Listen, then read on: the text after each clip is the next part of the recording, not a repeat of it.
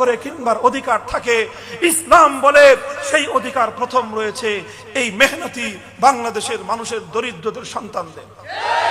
তারা 25 পয়সা করে কিনবার পর যদি উদ্বৃত্ত হয়, উদ্বৃত্ত কাগজ পশ্চিম পাকিস্তানিরা কিনবে 50 পয়সা করে।